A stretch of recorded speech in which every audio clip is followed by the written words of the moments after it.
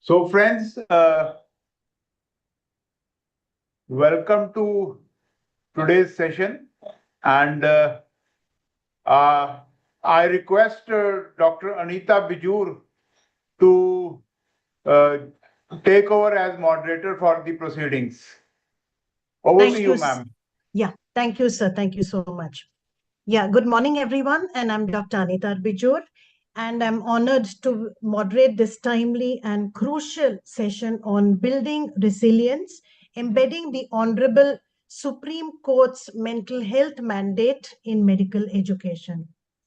Now, across the country, we have seen medical students facing immense stress, be it from academic pressures to long hours, isolation, emotional fatigue, and tragically, we have seen there is an increase in the number of cases of anxiety, depression, burnout, and even suicides. We have seen a large number of suicides in this population. Hence, conversations like this one is the need of the hour and will prove to be a very significant step towards change. Today, we are here not only to discuss the problems of mental health issues in medical students, but also to explore meaningful, actionable solutions that medical colleges can adopt in order to support and bring about a real and lasting change with respect to mental health in medical students. Now, to discuss this today, I have a distinguished panel of experts and change makers in this field. And I'm very happy to have with us members of the MEU as well as members of the expert team of CopeMeds, by the way, which is the first of its kind digital platform addressing mental health issues, giving guidance and timely advice to medical and healthcare students and professionals. Let me briefly introduce them. Our first panelist is Dr. Chinmay Shah. Dr. Chinmay Shah is a member of the MEU. He is the Dean Government Medical College, Bhavnagar. He is a professor and head of Department of Physiology in the same institution. He is also a faculty of the Bhavnagar Unit of International Chair of Bioethics. He is an IFI GSMC FAMA Fellow and a director of IQAC at Government Medical College, Bhavnagar. This is a very brief, introduction. There is a lot more to these doctors, but due to shortage of time, I'm just keeping it thing. Thank you. Welcome, Dr. Thank you, ma'am. Now, the second panelist we have today with us is Dr. Shilpa. She's an expert on Team CopeMeds. She has more than 2 decades of experience in medical academia, including mentorship, stress management, research, curriculum development, integration of innovative teaching and learning strategies, alongside implementation of cutting-edge and evidence-based study tools designed to enhance academic performance and professional growth. She also has a specialist certification in stress psychology in healthcare by the London School of Business and Administration. Welcome, Dr. Shilpa. The third panelist is Dr. Archana. She is also an expert on Team CopeMeds, and she has more than 2 decades of experience in medical academia, including mentorship, curriculum development, stress management, and a proven track record in guiding students. She also holds a postgraduate diploma in medical legal ethics by the National Law School, University, Bangalore. Welcome, Dr. Archana, on the panel. Thank you, ma'am. Good morning, everyone. Yeah, and we also have with us Dr. Gajanan Kulkarni, who's a fourth panelist, and he is extremely busy and may join in at a later date. At a later time in the session, I'm sorry.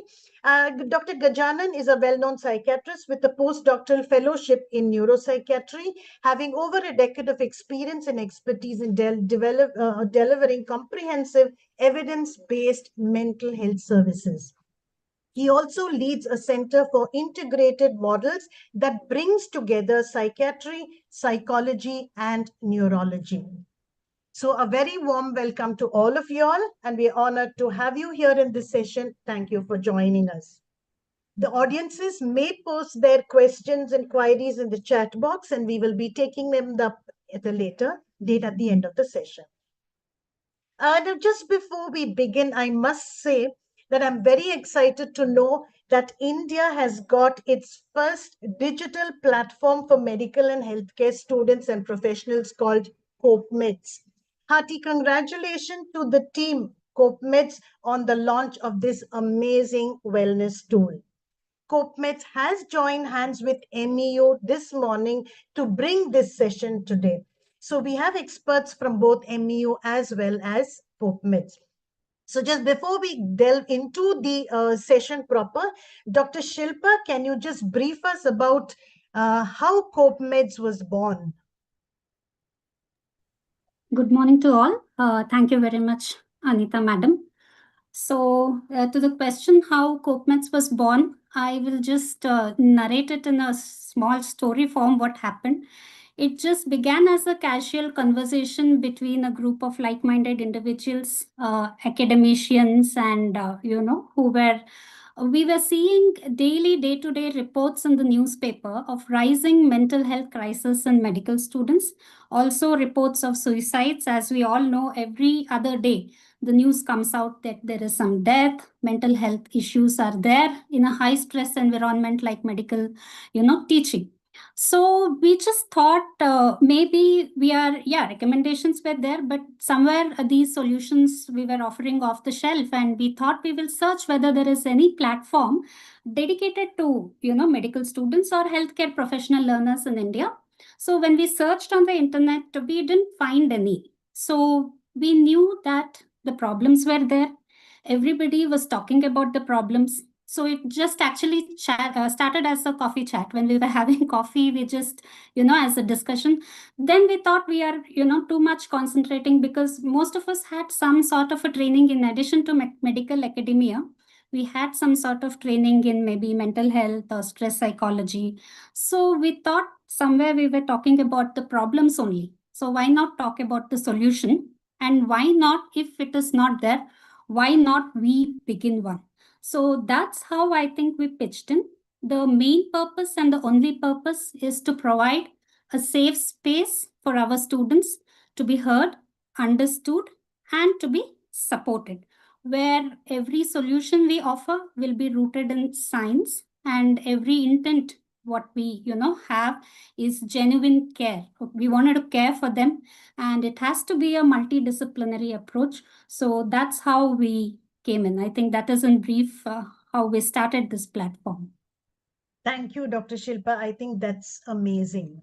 So now, to begin with the panel discussion, let's first understand the problem by grounding ourselves in reality. Dr. Chinmay, if I can begin with you, we just need to understand what are the most common problems that the medical students face with respect to mental health, and what are the barriers to accessing mental health services in medical colleges? Thank you very much, madam. I hope I am audible. Yes, sir. Yes, sir. It's Yeah, clear. thank you very much for the initiative for the COPMED as well as MEU India. And fortunately or unfortunately, in last 15 days, we have two incidents of mental health problems. And that was of so much of severity that one student has committed suicide. And fortunately, we were able to save him by the things, and one person put it on the status that if I will die, so and so department and so faculty will be responsible.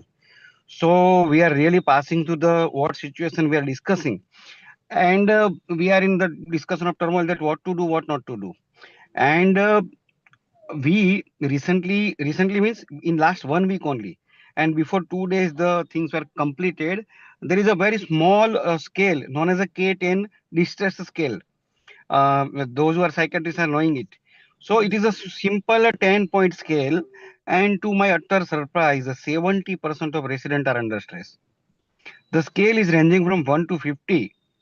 Uh, so if it is more than 20, means 20 to 24, it is a mild, 24 to 30, it is a moderate, and between 30 to 50, it is a severe. So it was to our surprise. Now, when we discuss regarding this surprise with the resident doctors and students, sometimes we feel that हमारे time तो ऐसा था, हम तो इतना सहन कर लेते थे, ये हमारी टॉलरेंस ज्यादा थी, अभी बच्चों की कम है. लेकिन ये सब डिस्कशन का कोई मतलब नहीं है, जो है वो है. When they are putting on paper, and this was not anonymous, let me again clarify. If it was anonymous, I think more things may have come out. This was with the name, with the department, with the everything. So now we are able to pinpoint the things. So the major problem, what came out of this exercise, number one was a overburden. They all feel that they are overburdened. Number two, they are far from the home. Number three is we can say disproportionate duty distribution. Number four, inadequate time to get relax and take food and have a day-to-day activity. Number five, uh, hierarchy. As you said, it can be one of the barriers, that too much of hierarchy, that R1 can't talk to R3, R3 can't talk to the, means it is running since years together, and now it is a time कि पहले से चला आता है तो क्या, now we have to break it up. So this we have observed. One more thing what we have noticed is, still sometimes we say the mental health. People are thinking that I will not go for this type of help. Otherwise, people will say that ये तो पागल है, इससे क्या करने का क्या नहीं. So Stigma. even one more things to add, that when we are doing this exercise, we came to know that not only third year or second year or first year, it is equal distribution. We have tried to differentiate between first year, second year, and third year also. And so it is a equal. It is not like first year को ही ज़्यादा stress है, second year को नहीं है, third year को है. So these are related to PGs. Across the. If we, it is across the curriculum. If we look at the UG, in UG also there is a problem, that sometimes what we feel that okay, my family is in, means I'm in Bhavnagar, for example, and I have a my ward has a high score. I will put it in Bangalore, BJ Medical College, Ahmedabad, or somewhere or sometime. But the thing is, as we have now nuclear family and there is a single precious child, they are unaware that what is good, what is bad. कितना इतना तो बोल सकते हैं. Sorry for using few word Hindi, because दिल से आता है तो हिंदी में आता है.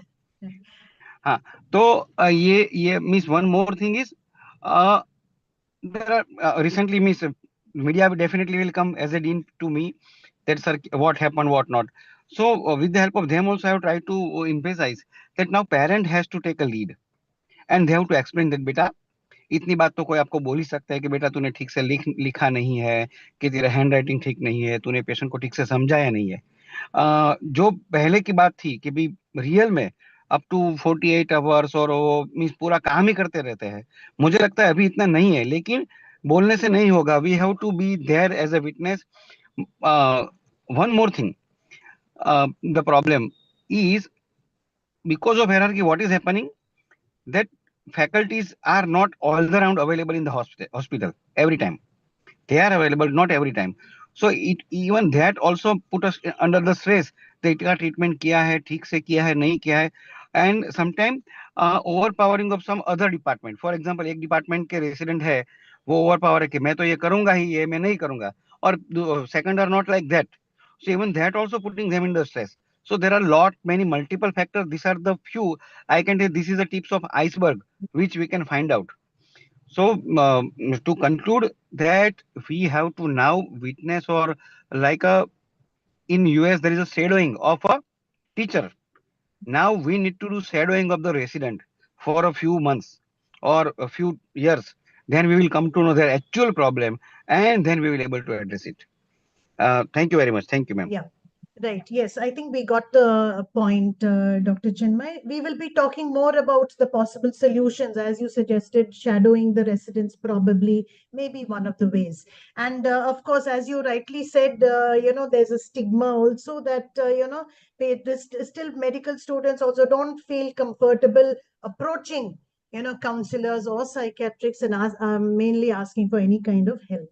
Yeah. Thank you, Dr. Chinmay. Now, coming to the core area of this panel discussion, Dr. Archana, if I can come across to you, can you just educate our audience on the recent Supreme Court's mandate on the mental health issues? Yes, Anita ma'am, am I audible? Am I Yes, you clear? are. Yes, yes. Okay. It's Good morning clear, and Dr. Archana. welcome to everybody. Continuing the discussion, I think as a fraternity who are in medical education and in medical field, It is must to know for us to be aware of why certain guidelines or why certain regulations are being enforced. Continuing in this line, I'll give a very brief background about why these changes were introduced of late. The trigger for this was a case that was put by father of a young girl, 17-year-old girl who was giving her NEET exam, who tragically committed suicide. She had migrated from her native and she had come to a place in Andhra Pradesh to pursue her NEET entrance. And without any background issues or without any disturbances, all of a sudden her dad gets to know that she has committed suicide. So it started with a case that was put on the dad against the state of Andhra Pradesh for investigations. I will not go into the part that dealt with this judgment, but in the Supreme Court verdict, after this case was dismissed at the state level, the father intervened and told that I will not sit quiet. I will take up the court. I will escalate the level to the Supreme Court. So the Honorable Supreme Court intervened in this matter and very strictly, other than giving the judgment saying that the CBI has to probe further into the case and give a satisfactory report, there was a judgment B that was passed, and this was a judgment B that we are having a panel discussion about this today. What was judgment B? Judgment B was purely concerning mental health. What had happened before this, we all of us know that in India we have certain constitutional rights.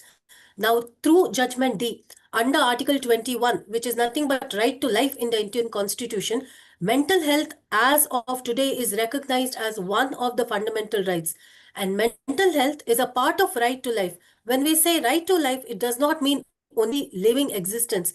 It means the existence to live with a healthy mind and a healthy body. So I think it is nice for all of us to be aware that we are in a land where from today mental health is considered as a fundamental right. So, because mental health issues, especially in the age group of the teenagers who are pursuing their early careers, and not to mention medical field, the Supreme Court realized with the National Task Force data that around 40 to 50% of the candidates or the youngsters, as Chinmay sir rightly told, were facing mental health issues. So, I think this was a right point to hit the rod when the iron was hot. And this is when the government, the Supreme Court has passed a 15-point guideline. This was passed as the rule of the law in the land in July 2025. Now, I will not go into the detail what those guidelines are. I think being medical educationalists and having access to technology, all of us can get it from the internet. However, I would like to read a couple of points that were made mandatory and we need to know as institutional teachers. The Supreme Court has mandated that every institution, may it be medical or any educational institution, has to appoint qualified counselors or psychologists for institutions with 100 plus students. Smaller bodies must link with external professionals if they do not have a strength of more than 100. It is very important to maintain an optimal student to counselor ratios and assign dedicated mentors. And when we mean dedicated mentors, it does not mean a dual faculty role. Like if I work as a professor in my institution, I am also an administrator and I am also a mentor. This is not what they are telling. They are telling you need exclusive mentors to whom the students can feel free to talk with.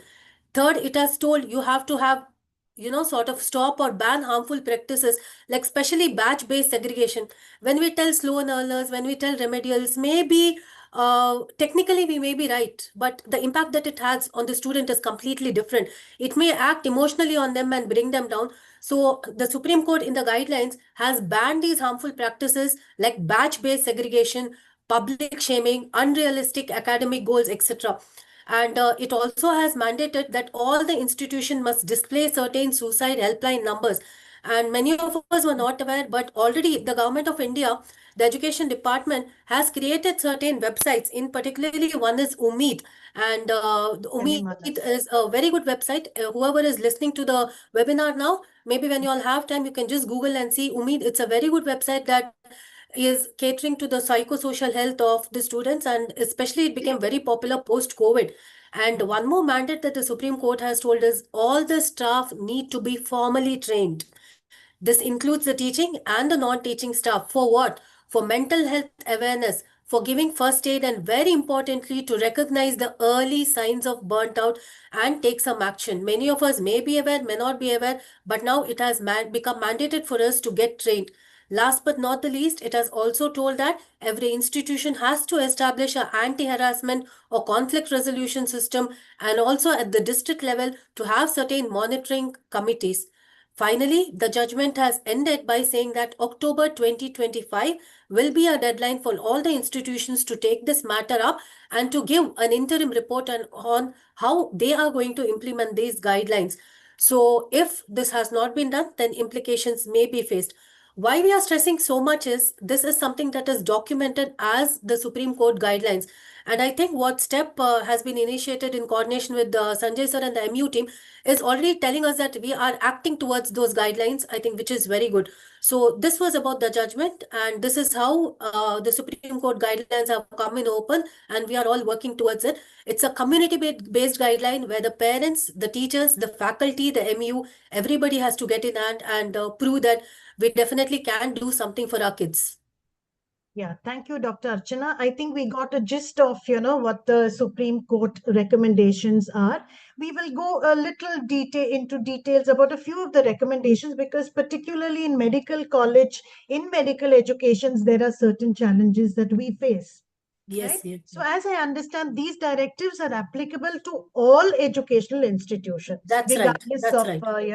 whether they are either, even school, as the Supreme Court says, more than 100 students, you have to Yes. have a board, which looks That's into right, ma'am. medical. Yes. Right. But coming specifically to medical educational institutions, Dr. Shilpa, if I can ask you, what are the potential implications of these on the institutional culture, the medical curriculum, and regulatory frameworks within the medical education?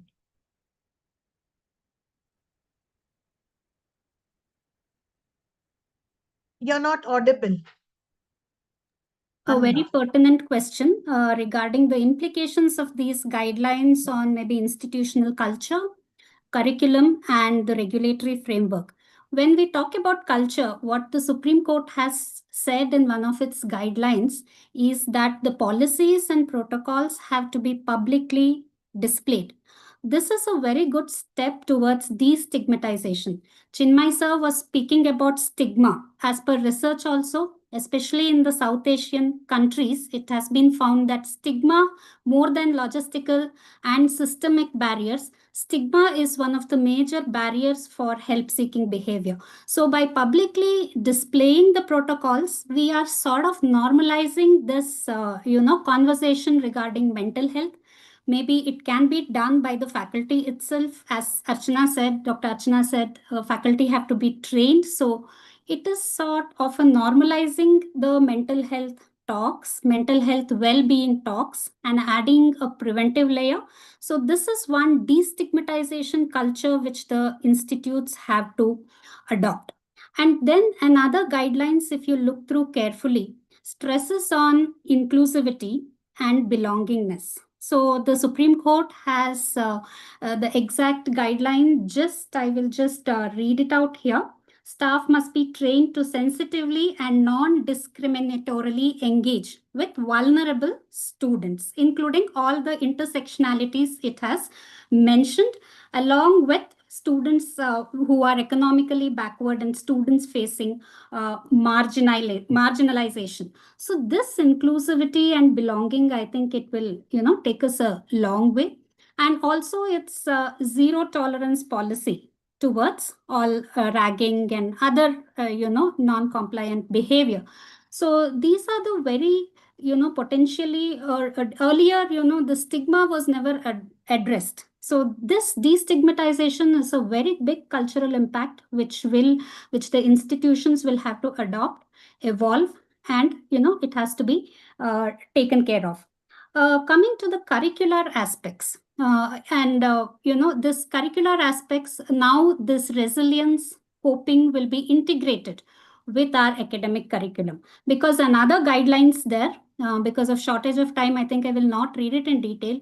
One of the guidelines, apart from mental health well-being, it stresses on the holistic development. A detailed guidelines is given regarding encouraging extracurricular activities and things like that. So the holistic development or the overall development of the student is what is included here. And that also, see, this mental health, what we feel, it's not an isolated mental health or well-being is not an isolated part or a section. It is a part of a larger ecosystem wherein all these factors like stress towards or implementation of strategies towards holistic development, essential skill development, all these, will matter in this. So that is one aspect, curricular aspect, which has been brought about in the guidelines. That is how I feel it has to be aligned.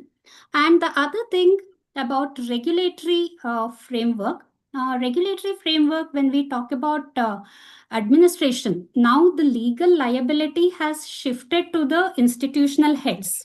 This is a guideline until it is a interim guideline until a law has, until a law is formed. As Dr. Archana said, the next hearing will be on October 27th, I think. Supreme Court has given 2 months for the states to notify the rules and come up with protocols and procedure.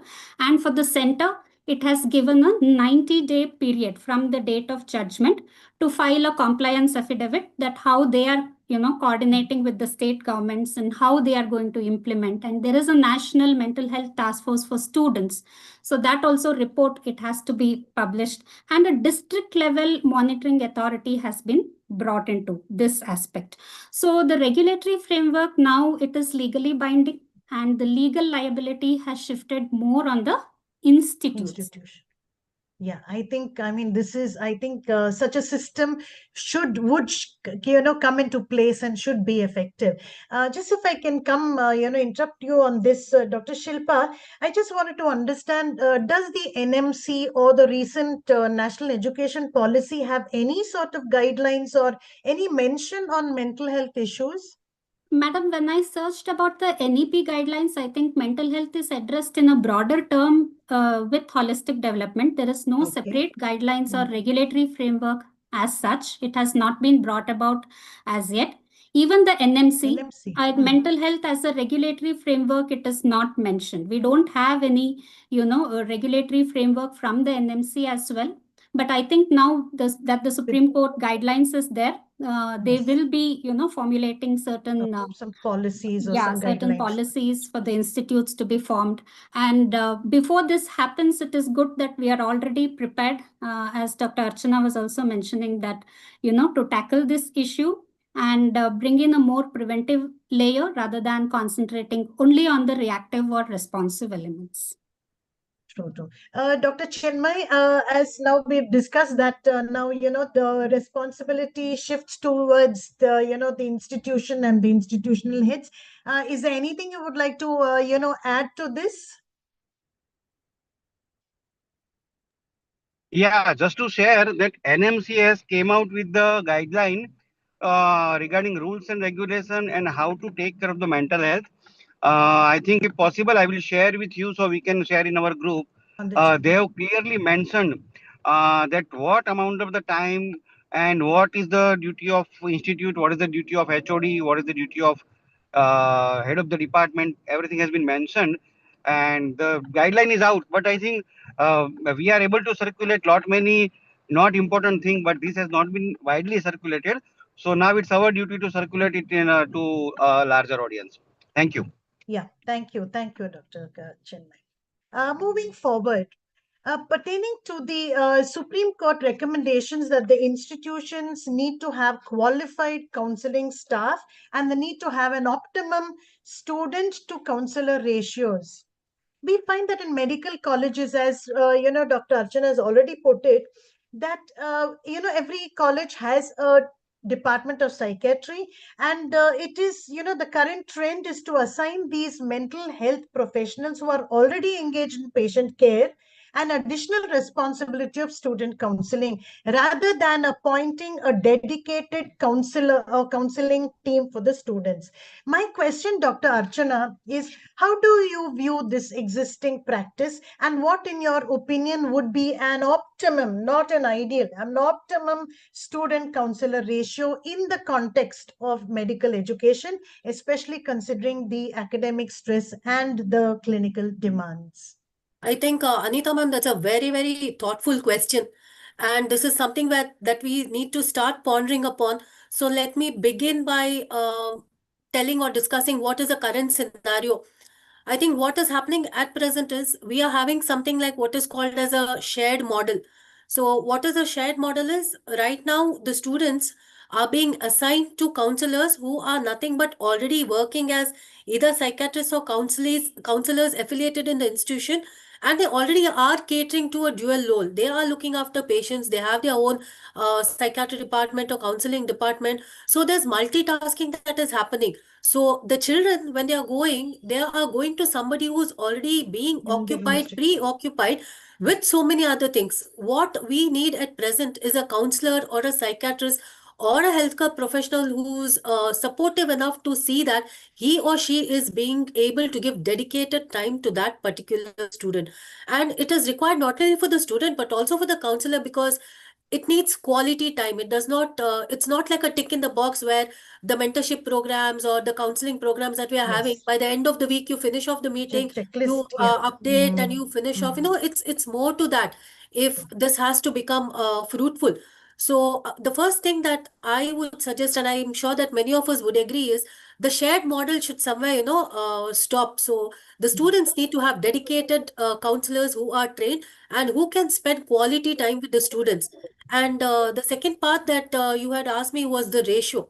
Ratio. Considering the Indian population, considering the scenario that we are having, the strength of medical institution students that we are having, what I consider is if a dedicated psychiatrist or a counselor is there, considering the real work right routines and everything, still a ratio of, even studies have proven that a ratio of at least one counselor for at least dedicated counselor for 200 students, I think is mandatory. Having said that, it is not a shared model, it is single.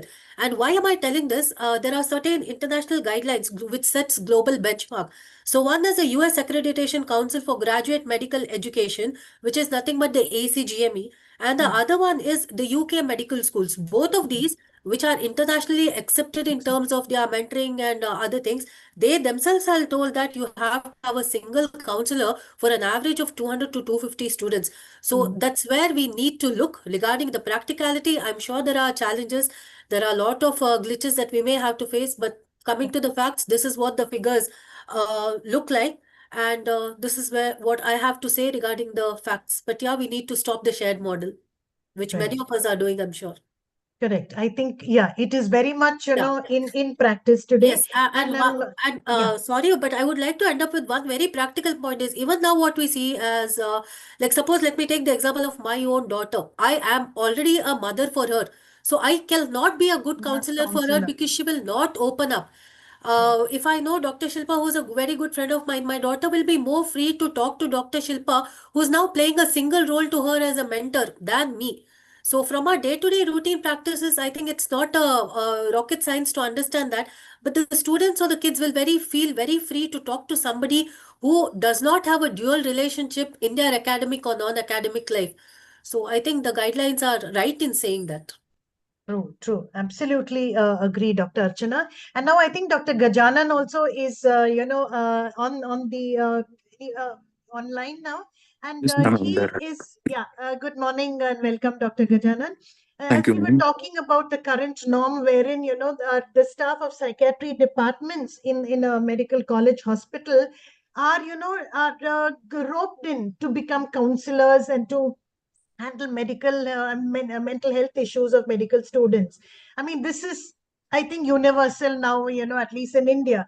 So you having practical, experience in that, what is your take on this? Is it a healthy trend? Is it something sustainable, or, it's high time we change and go by the directives of the Supreme Court saying a dedicated team of counselors who will not be a part of patient care? That I think, should come in. So what is your opinion, being in practice now? Yeah.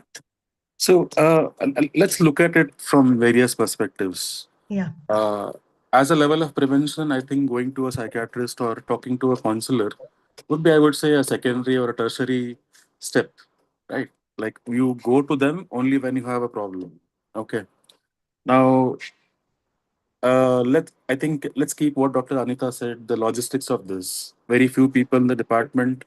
Uh, The ratios are, I think, very disproportionate. Very Lot of skewed. students Yes. and very less psychiatrists and counselors. So I think, what we can do is we can intervene at an earlier step. Okay.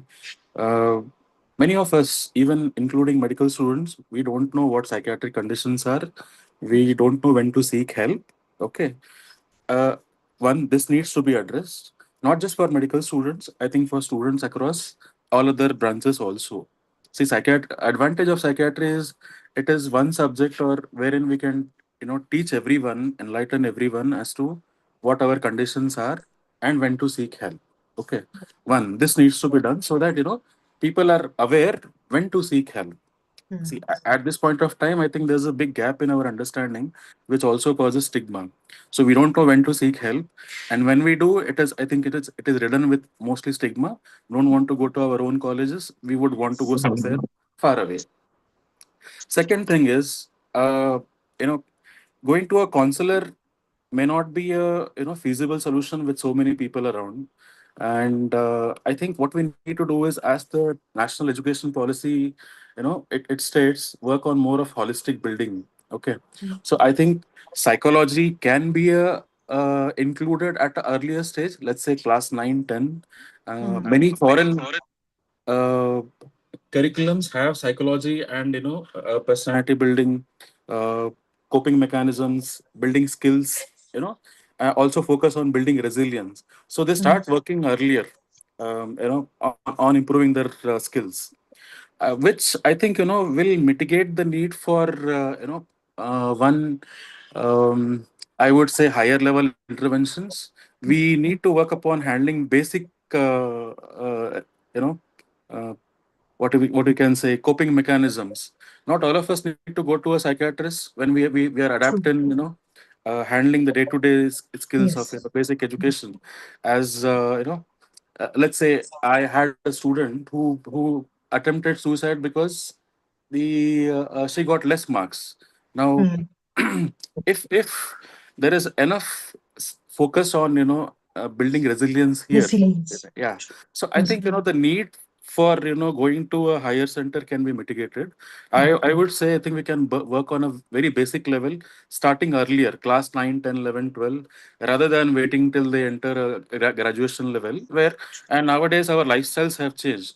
As Dr. Shah said, अपने time में कुछ नहीं था, ये सब तो part and parcel of life था. Now the lifestyle is very different. Lot of social media, lot of need for validation, everything gets highlighted. So the current lifestyle is different for these kids. So we need to work on earlier rather than waiting till they are at a graduate or postgraduate level, is what I feel. So, yeah, thank you, Dr. Gajanan. Point very well taken. Yes, ma'am. Now, coming back into the the core topic. So the Supreme Court guidelines also emphasizes, as Dr. Archana has already put it, the need to avoid setting unrealistic academic expectations, preventing public shaming or segregation, labeling people as slow learners, or saying odd batch, repeater batch, things like that, which kind of label students. So this is one of the recommendation. Dr. Shilpa, I just want to come out, to you. How can academic goal setting be realistically aligned with these mental health safeguards? And do you believe there is a need to formalize and sensitize the faculty as well, particularly around their interactions with students under academic and clinical stress? Thank you very much, madam. I think it is very much related to what the other panelists have spoken about just now. Gajanan sir was mentioning that he had a student who tried to commit suicide because she got less marks. So this shows more of an outcome-based approach what we are having now. I think with the CBME curriculum in place, a little bit shift has happened by the NMC when it came out in 2019, I think. Rather from an outcome-based approach to the process-oriented approach, because we are required to assess the students not at once. A lot of formative assessments and professionalism, everything has to be taken into account. So what it has to be is, even the institutions, the faculty will have to emphasis on this continual assessment, so that corrective measures can be suggested then and there itself. Integrating, as I said earlier, these mental health well-being conversations have to be normalized. We can discuss it in the class. It can be included in the timetable. We do it some parts as a foundation course, but that is maybe 1 week or 15 days, and then we don't talk about it. The reinforcement is not there, so we can integrate it into our own curriculum, daily timetables or whatever it is. More than that, process-oriented approach has to be reinforced. Apart from that, faculty sensitization, as you talked about, madam. So this faculty sensitization, what I feel is it's different from faculty training, what the Supreme Court has told about first aid, and that is regarding recognition of warning signs, early recognition or detection of warning signs. Yes, Supreme Court has told that biannual training has to be done. Apart from that, faculty sensitization is the core issue here. What is happening is students see us and learn rather than what we teach. There are so many alternate resources for them to learn. Yes, we do take classes, but how we behave and what are our approaches, the students learn from it a lot. Earlier days we used to have a role model concept and all that. So nowadays, I think faculty need to be sensitized. We always, by these ATCOM sessions or role plays, we emphasize on the patient care aspect, how we talk to the patients and, how to break a bad news. But that is necessary. Yes, definitely necessary, but that is not sufficient. In addition to it, intellectual humility, emotional intelligence, team building spirit, leadership skills, and conflict management. More often than not, how we interact with our colleagues, how we manage our conflicts. I feel that most of the times we'll be showing them conflict escalation, not conflict management. So conflict management, emotional resilience, all these things, because these are the skills which can be built. We can actually be trained. Self-awareness, all these skills can be built. I think if the faculty are sensitized on these lines, it will be very helpful. And as Dr. Gajanan sir said, I think a holistic development viewpoint will be brought in this regard. Yeah, thank you. Thank you, Dr. Shilpa. I think we got the exact differentiation between, training and faculty sensitization. And that brings us to the next question. Dr. Archana, if I can put it across to you, that the Supreme Court also recommends, as you said, the biannual training for staff, both teaching, non-teaching, to increase the mental health awareness. Now, the thing is, in your view, how critical would be such kind of training? And what should be the context and the key areas which have to be addressed during this training?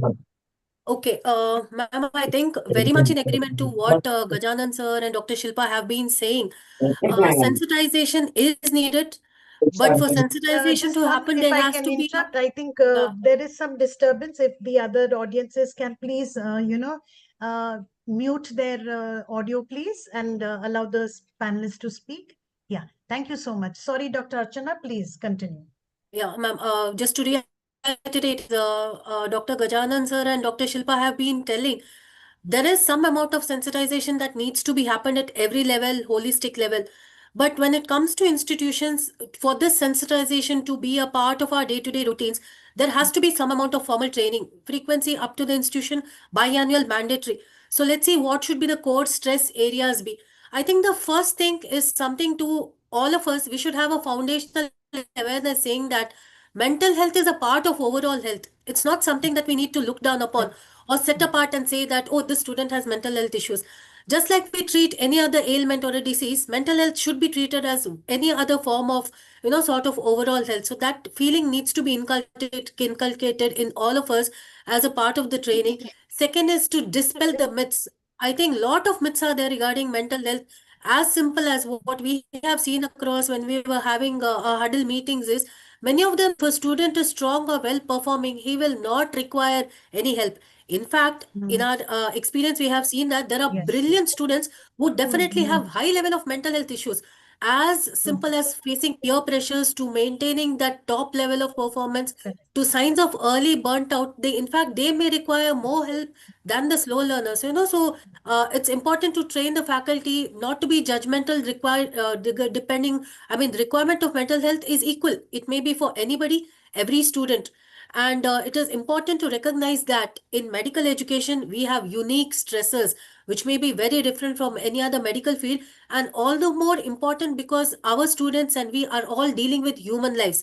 So the earlier we intervene with the students, they will become better future practitioners who themselves, immaterial to the field of practice they are having, they can, sort of pick up and look into the holistic development of their patients. So the faculty need to be trained to that. Second, as Dr. Shilpa rightly pointed out, it is important for the faculty to be aware that there are certain early identifiers of stress, patterns of a student being repeatedly absent, Absent. repeated exam failures, withdrawal from sudden social life. A student who was very active, going everywhere to CMEs, conferences, sudden withdrawal, sort of all these things, early signs, we would have seen that, but now we need to be aware that we need to go a step ahead. It is time to take action, see such patterns. And third is very important, communication skills. Communication Yes. skills need not be that we need to be certified as good communicators or something, but I think we all need to be trained to be a little vocal, sort of at times with our students, and to bring about the communication in such a level that they feel free to open up with us. And again, this needs some amount of training and a little bit of proactiveness from the faculty part. And I think trainings may cater to this.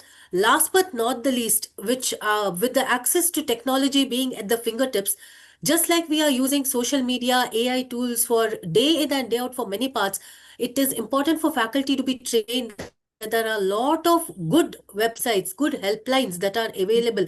As I already mentioned, something called as Umeed. There's Manodarpan. We need to be aware that there are a lot of referral pathways and helplines.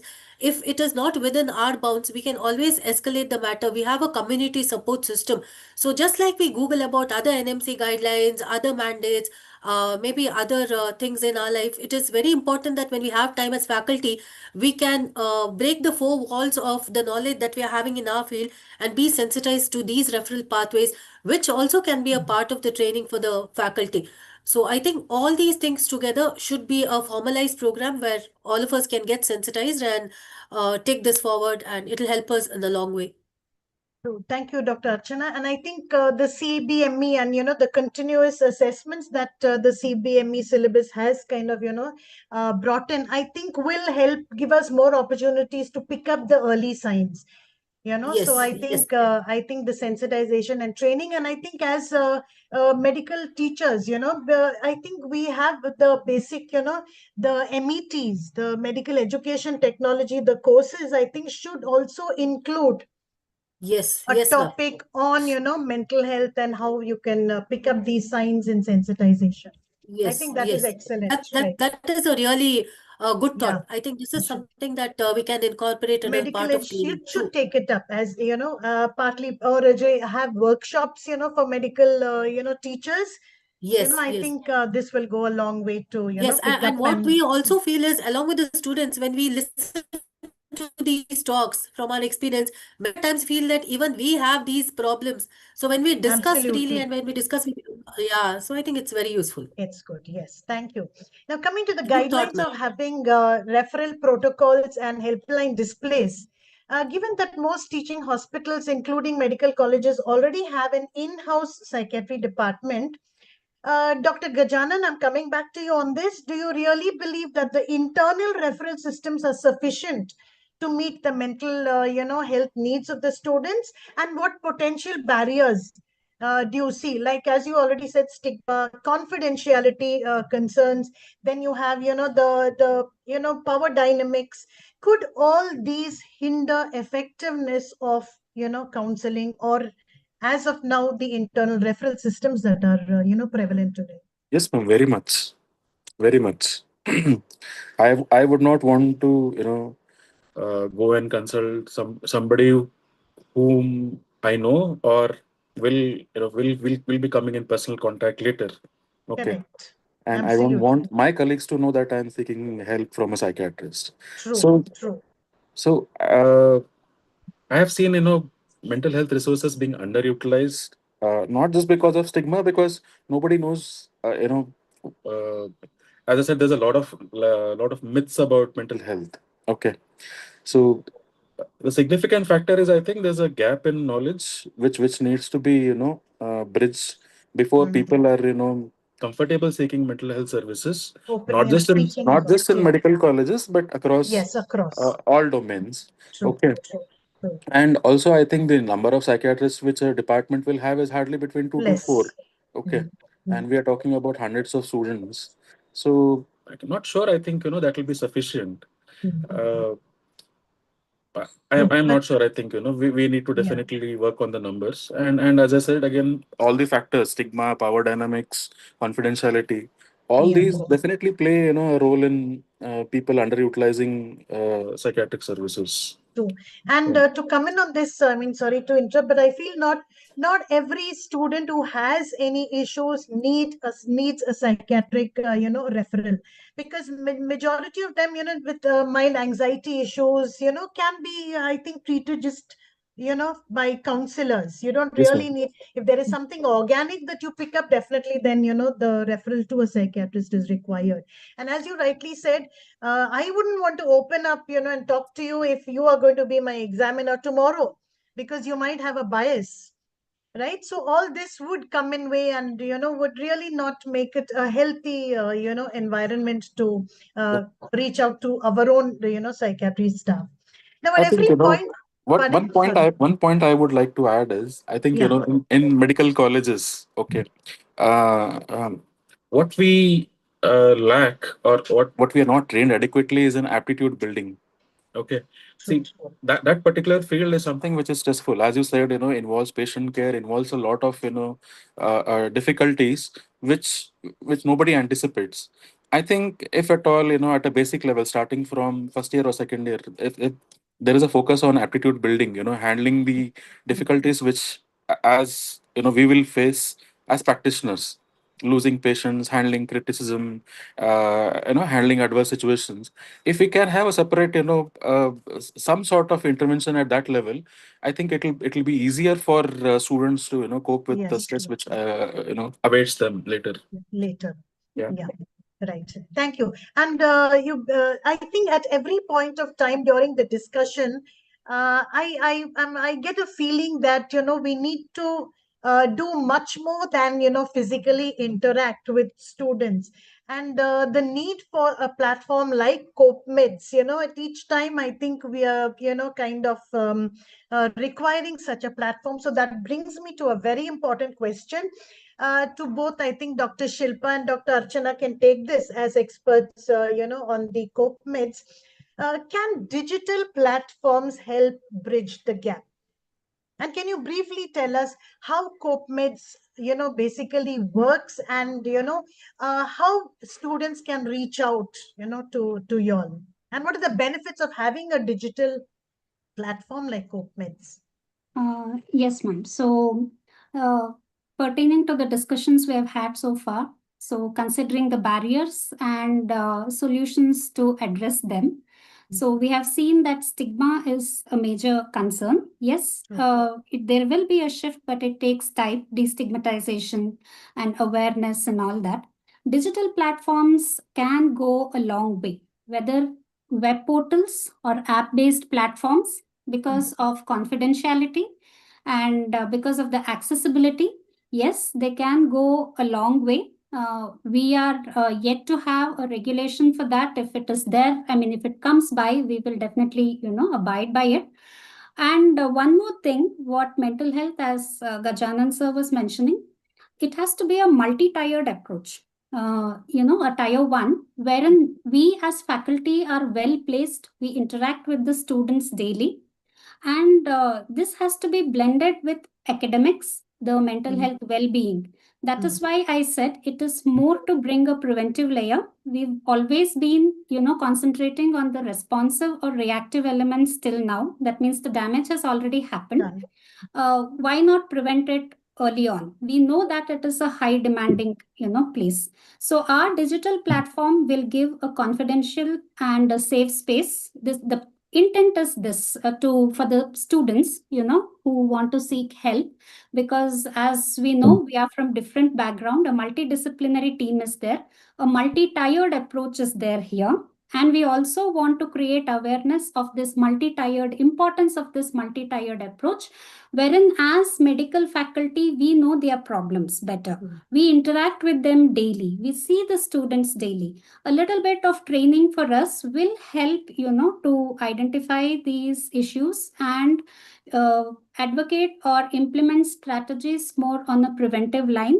And, since the digital platform is there everywhere, accessibility issues also a wide number of students can actually access. That is the main reason we as experts, we are not getting ourselves identified with the institutes we work in. We have a declaration in that part. And then so that to, overcome this stigma barrier, so students can come forward. And all the modules, if you see, are, on our platform, we will be continuously evolving in this manner or in this regard. The main intent, I think, to provide a multi-tiered scientific evidence-based approach and with a multidisciplinary team. A web portal, right now it's a web portal. So I think it goes a long way, and platforms like these are very essential now, to bridge the gap, because one institute or one, part cannot handle or cannot manage these issues when it is a countrywide matter of concern. I think Dr. Archana can add in. I think Dr. Shilpa has precisely hit the nail and explained what it is about.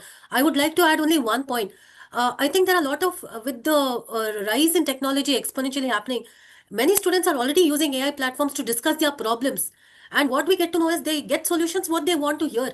But the idea in CopeMeds is to give a human touch to it.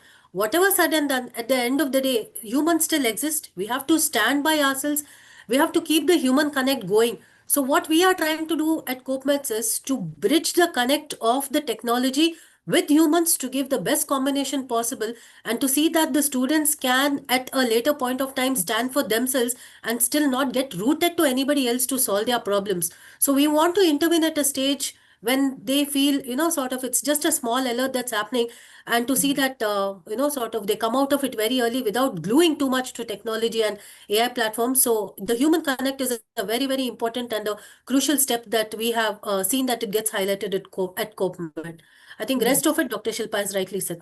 That's it from my side. And To add we another point, ma'am, I Sorry, think the yeah. dual relationship we play in our institutes as mentor, as, faculty, as evaluators, there will always be this confidentiality issues. We Yes. have experienced it, that students Yes. ask us that whether these things will be discussed in institutional meetings. The word, even if the faculty is not directly involved in evaluation, the word may go around. So these concerns are there. That is why we had to have a platform like this as a, purpose-based initiative. I would also like to thank our immensely accomplished advisors. I think some of the advisors may be on board. Dr. Vijay Lakshmi Balekundri Madam, who is a renowned pediatric cardiologist, Professor Emeritus, former HOD and Professor, Sri Jaideva Institute of Cardiovascular Sciences. And we have Dr. Pragna Rao Madam on board. She was a former VC, Mahe Bengaluru, and former Dean, KMC Manipal. And we have Dr. Shubha, who is a senior clinical psychologist with PhD of psychology and more than 30 years of experience. In fact, she is involved in coaching a batch of 40 students in the IISc right now. So, and also we have Dr. Betta Halasuru Somshekar, who is a consultant psychiatrist attached with an affiliate with the NHS UK. So I think with this multidisciplinary team and with all the inputs, we should be able to drive this initiative and create awareness. Yes, I'm sure. I mean, this is going to be a platform which is going to, students are going to reach out. Moreover, it's like, the students are busy with their, medical curriculum between, say 8:30 to around 4 or 5 o'clock, and would not have access to, see a student counselor who's also, appointed by an institution, they can always, having the digital platform available, they can do that at any given point of time. Even, later at 6 and 7, p.m. in the evenings, they can still reach out. And with this kind of, as you said, multidisciplinary, I think if I'm not mistaken, you also have a legal expert on board. So even that is being taken care of, and I Yes, think ma'am. it's an She is an amazing. expert, Dr. Chetana HS. In fact, due to work commitments, she couldn't be on the panel. She has a very unique combination. She has done her MBBS, and then she has done law. She's practicing law now, and I think that I speaks think a lot. To that's have an a legal, amazing. she had That's a some good prior work combination. commitments. Correct. Exactly. I think, I mean, this is amazing. And once again, I want to congratulate, the team CopeMeds for coming up with this, easily accessible and, meaningful solution. Thank you so much, CopeMeds. And I think with this, we are really running out of time. So I want to thank all the panelists for their profound insights. And so here to kind of conclude the takeaway from this discussion, what I have jotted down here is that mental health issues, particularly in medical students, is real, widespread, and urgently needs to be tackled. Stigma and lack of systems are the key barriers in this, but solutions do exist. So from institutional policy changes right up to digital tools are available. Our medical colleges not only train doctors, but they need to protect their humanity. And supporting mental health is not just an add-on, but it's foundational for a very healthy healthcare system. So with this, I now invite, our CEO of MEU, Dr. Sanjay Bedi, for his closing remarks. And we've received a lot of appreciation, chats on the chat box. Thank you very much, audience, for your very, very enthusiastic, participation. And if we see any questions online, definitely we'll take it up. I will be sending it out to the panelists and get the response on mail. Sorry, we will not be able to take those questions. Dr. Sanjay, please, for your closing remarks. So I thank all the panelists, Dr. Chinmay Shah, Dr. Anita, Dr. Shilpa, Dr. Archana, Dr. Gajanan for this excellent talk. And the goal of MEU India is to create conditions for achieving that the Indian health system becomes the best in the world. And we have a slogan that India is the hospital for the planet by 2047. So in the current era, when we have, even in corporate life, just like we brush our teeth every morning, we have to take care of our mental health in the form of maybe some gratitude, maybe some meditation, maybe some other techniques which are available. Even yoga takes care of mental health. So we are living in an age where we need to make our mental health just like any other form of health. And our medical workforce has to be trained. There is no other, there's no compromise on this. And by collaborating with the CopeMed, we are all moving towards the same direction. And we are sure that using these online platforms and maybe some offline activities in future, this point will be taken care of well. There are many other streams along which MEU India is working. And this, we had recently started the Dear Zindagi Club, which was, but we didn't have any professional help. Now we have some professional help as well. So, Dr. Chinmay has also wants to say something. Dr. Chinmay, would you like to?